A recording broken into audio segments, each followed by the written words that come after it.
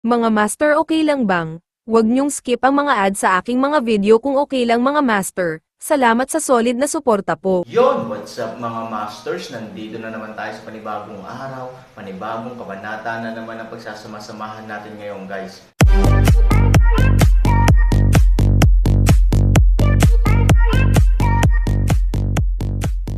Bali mga masters, kung bago ka pa lang po sa aking YouTube channel, please click the subscribe button, lalong-lalo na po yung notification bell guys, para maging connected pa rin tayo sa isa't isa at maging updated kayo sa mga susunod ko pang video. Bali mga masters, bago natin umpisahan ng kwento ay mag-shoutout po muna tayo para sa mga solid nating tagapakinig. Shoutout kay Marcos Evangelista at shoutout kay Filiones Nelson. Yun na nga mga masters, no? Bali hindi na ito patagalin. In 3, 2, 1, let's go! Nag-alinlangan si Han Sanchen at tumango. Okay. Paano niya nalaman ang kanyang katawan? Hindi man niya tingnan ang kanyang katawan nang magising siya sa ganitong oras. Alam na alam niya kung ano ang katawan niya bago siya nawalan ng malay. Sa makatuwid, ang mga salita ni Ivory, naniniwala si Han Sanchen na natimbang niya ang lahat ng mga opsyon na pinakakapakipakinabang sa kanya. Coxswain Ivory. Pagkatapos nito, tumingin si Han Sanchen kina Ning Yu, Fu Mei, Jiang Hobei, Xiaosheng at iba pa. Narinig mo rin. Alam kong marami sa inyo ang gustong sumama sa akin. Gayunpaman, mangyaring maging mabait at huwag istorbohin kami kapag nabubuhay kami sa isang mundo ng dalawa. Sa kasalukuyan, bagamat nanalo na tayo, marami pa ring bagay na dapat bawiin pagkatapos ng digmaan. Salamat. Nang makitang sinabi ni Han Sanchen, tumayo muna si Ning Yu, huwag kang mag-alala, hindi kami interesadong maging ignorante. Maaari mo itong ipaubaya sa amin. Okay, pagkatapos ay maghanda ka na. Han 3,000. Umatras ang lahat, habang si Ivory ay nanatili sa bahay upang magpalat ng Aaron. Makalipas ang mahigit 10 minuto, sa tulong ni na Ivory at Zeking, dahan-daang lumapit si Han Sanchen sa inihandang pagmamaneho sa harap ng bulwagan. Pinangunahan din ni Peigo at ng iba pa ang natitirang libu-libong master na pumila. Nagdala ako ng Purple Love. Bumulong si Ivory, magsisimula na tayo mamaya. Ikaw at si Patriarch Pei ang kukuha sa harapang sasakyan, at ako ang magdadala sa kanya ng pangalawang sasakyan. Okay lang ba iyon? Tumawa si Han Sani. Komportable talaga ang pagdating ng asawa niya. Kitang-kita ang kahulugan ni Ivory. Oras na para bisitahin ang bahay ng may-ari. Natural, kailangan din niyang maging pamilyar sa may-ari. Para naman kay Zeking, gusto kong magdala ng katulong para harapin ang hindi inaasahang pangangailangan. Sinabi ng asawa ko na gawin ko. May magagawa ba ako? Tumawa si Han Sanchen. Binati rin siya ni Peigo sa oras na ito, bahagyang yumoko, 3,000, please. Pagkatapos nito, gumawa siya ng kilos ng suporta, ngunit tinanggihan ni Han Sanchen, bagamat nasugatan ako, hindi pa ako nasugatan sa ganoong lawak. Kaya ko ito sa aking sarili. Pagkatapos nito, kinagat ni Aaron ang kanyang mga ngipin, tiniis ang matinding sakit at sumakay sa tren. Nag-aatubili si Ivory kay Peigo ng isang mapait na ngiti, ganito lang siya. Pagkatapos, isang bahagyang pagpupugay, na may lilang damdamin, si Ivory ay pumunta sa pangalawang sasakyan. Ngumiti si Peigo, tumingin sa likod ni Han Sanchen, umiling, at sumunod na mabuti sa unang sasakyan. Nang magkasama na ang dalawang kariton, sumigaw at umalis ang katulong ng unang kariton, at dahan-daang gumalaw ang buong hukbo patungo sa labas ng lungsod. Nakatingin si Ning Yu at ang iba pa at pinaalis sila, hanggang sa labas ng silangang tarangkahan ng lungsod, at pagkatapos ay huminto. Sa unang sasakyan, umupo sa tapat sina Peigo at Han Sanchen. Ibinuhos ni Peigo ang tsaa at iniabot ito kay Han Sanchen, walang magawa ang pag-atake sa lungsod noon. Sa katunayan, nang bumalik si Xiaoqi, sinabi niya sa akin ang tungkol sa pagkahulog sa lungsod. Gayunpaman, talagang mahirap para sa akin na pilitin ang mga taong iyon. I still hope you can pay 3,000 yuan. Don't take it to heart. This cup of tea is my tea of apology. Pagkatapos nito, tumangala si Peigo at ininom ang buong tasa ng tsaa para ipahayag ang kanyang paghingi ng tawad. Tinulungan ni Master Pei si Han sa kritikal na sandali. Labis ang pasasalamat ni Han. Paano niya siya masisisi? Ngumiti si Han Sani at tinapos ang kanyang tsaa, Gayunpaman, nag-aalala si Han na sinisisi ako ni Patriarch Pei. 3,000, pinag-uusapan mo ba ang sama ng loob mo sa mga bata? Tumawa ng mahina si Pei. Gu. Tumanggaw si Han Sanchen. Nabalitaan ko, pero hindi ko alam ang totoo. Karamihan sa mga ito ay mga aso at matatanda na kumuha ng mga utos ko at palihim na gumanti. Nako, sa huling pagsusuri, ako ay nahihiya dito. How dare I blame you? Pakisama ang matanda, anuman ang mga kontrabida. Pagkatapos kong bumalik, hihilingin ko sa aso at sa karamihan ng tao na humingi ng tawad sa iyo ng personal, at nangangako na sa hinaharap, dinidisiplina ko ng mabuti ang aso at hinding-hindi nahahayaang mangyari ang mga ganoong bagay. Sa katunayan, syempre alam ni Pei Gu ang lahat tungkol sa buong bagay, ngunit ngayong nagbago na ang sitwasyon, natural na humanap ng ilang dahilan para umiwas, para hindi patatagin ang contradiction. Natural na alam ni Han Sanchen, sundin lang ang mga salita. Hindi na kailangang humingi ng tawad. Ngumiti si Han Sanchen, ay treto mo lang na parang walang nangyari, okay. Si Pei Gu, syempre, ay hindi makapaghintay, tumanggo ng paulit-ulit, napakaganda, napakabuti. Nga pala, Patriarch Pei, gaano katagal ba tayo dapat makarating? Sa loob ng 4 na oras, makakarating ka sa hangganan ng bahay ni Pei. Pagkatapos, may espesyal na kalsada sa teritoryo. Makakabalik ka sa pangunahing lungsod bukas ng umaga. Okay, tumanggo si Aaron, madaling araw. Pei Hu, magkikita pa tayo. Sa pag-iisip nito, ngumiti si Han Sanchen, alam ko. Gabi na, o maaari kang magpahinga sa halagang 3,000 yuan. Okay. Tumanggo si Han Sanchen at dahan-daang humiga. Humiga at magtipid sa iyong enerhiya. Kung hindi, natatakot ako na wala akong gaanong espiritu pagkatapos ng madaling araw. Sa oras na ito, oras na para mahulog sa isang kuweba 100 milya sa labas ng lungsod.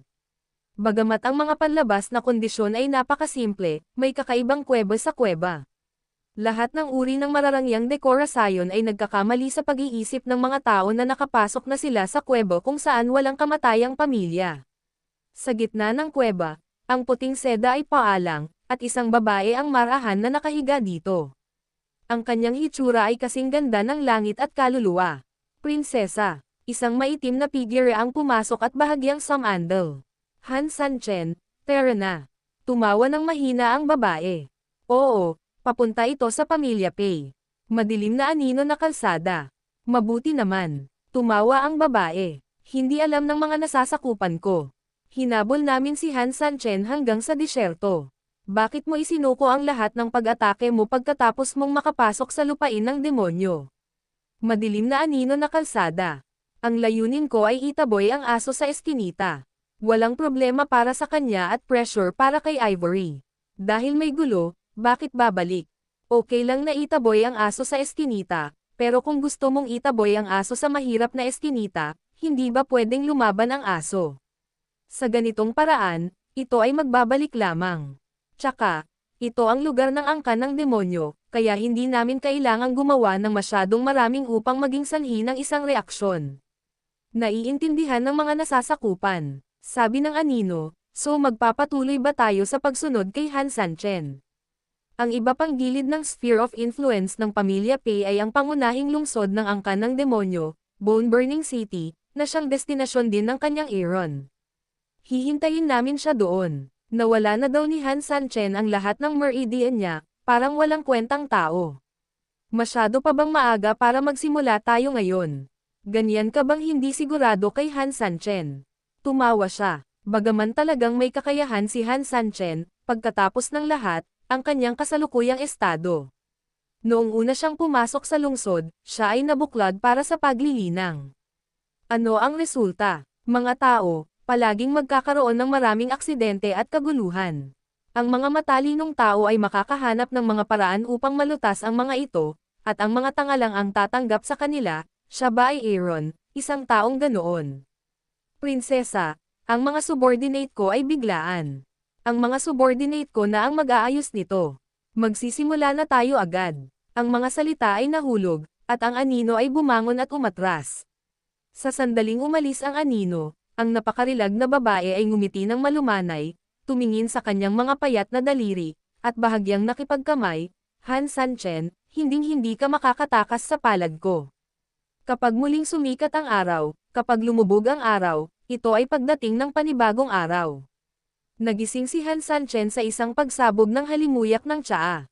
Nang imulat niya ang kanyang mga mata, tumayo na si Pei Go at nakaupo pa rin sa tea table, gumagawa ng tsaa at naglalaban ng mga tasa.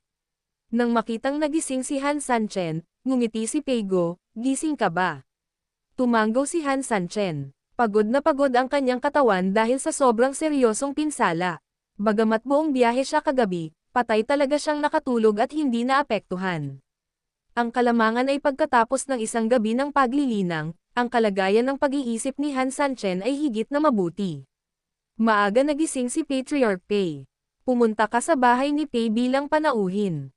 Bilang host ko, paano ako magiging hindi? Gaanong mapagpatuloy? Bagamat hindi pa tayo nakarating sa pangunahing lungsod, dapat ko ring gawin ang aking tungkulin na gumising ng maaga at kumuha ka ng tsaa para mapawi ang iyong uhaw. Pagkatapos nito, dinala ni Pei Go ang brewed tea kay Han Sanchen. Kinuha niya ang tsaa at inamoy iyon. Hindi siya napahanga. Ang sarap talaga ng tsaa. Kung gusto mo ng 3,000. Ngumiti si Pei Go, ito ang lahat ng tsaa na dala ko. Iniinom ko ito para sa sarili ko. Hindi ko ito ilalabas kung hindi ako ordinaryong tao. Pagkatapos noon, bahagyang bumangon si Pei Go, itinaas ang kortina ng sasakyan, at may ibinulong sa kanyang entourage. Maya-maya, bumalik siya sa kanyang upuan at nakangiting tumingin kay Hansani, malapit na tayo. Hawak ang kanyang tasa ng tsaa, muling nag-toast si Pei Go kay Hansani. Sagot ni Han Sanchen. Pagkatapos, ang bilis ng pagmamaneho ay nagsimulang bumagal, at may mga pagsabog ng tunog sa labas ng kotse, na tila pinagsamang tunog ng ilang mga instrumentong pangmusika. Akala ko kasi alam kung nasa bayan na ang may-ari ng bahay niya, kaya nag-welcome ako. Bagamat mabagal ang sasakyan, hindi ito huminto at dahan-daang naglakad patungo sa lungsod hanggang sa tuluyan. Bilang pinakamahalagang anak ng pamilyang Pei, pinangunahan ni Pei Ho ang isang grupo ng mga senior executive na tumayo sa harap ng gate ng kanyang mansyon, at inaabangan ito. Hindi nagtagal, sa di kalayuan, nakita ang motorcade ni Pei Go at dahan-daang nagmamaneho patungo sa gilid na ito. Storytelling channel sa YouTube. Bumalik na ang may-ari. Hoy, pumila ka na. Anak, ikaw ang host. Tumayo sa harap, tumayo sa harap. Ang isang grupo ng mga executive ay sunod sa urine, na may ngiti sa kanilang mga mukha. Sa pagkakataong ito ang may-ari ng bahay at ang iba pa ay magkasamang sumalakay, naniniwala ako na ito ay isang tagumpay. Oo, at walang pag-aalinlangan ang tagumpay ni Mr. Pei Hu. Dobleng kaligayahan talaga ang nararanasan ng aming pamilyang Pei. Ang aming pamilyang Pei ay inalis mula sa panganib na mahulog sa lungsod kamakailan, at mayroon ding magkasanib na pag-atake sa mga taong iyon. Ang sama-samang pag-ataking ito ay para magkaroon ng malalim na pagkakaibigan. Dito, naruroon ang namumukod tanging anak ni Pei Hu. Ang aming pamilya Pei ay halos hindi matatalo. Tama, para na tayong sumisikat na araw at swerte. Maihahambing ba ito ng mga ordinaryong tao?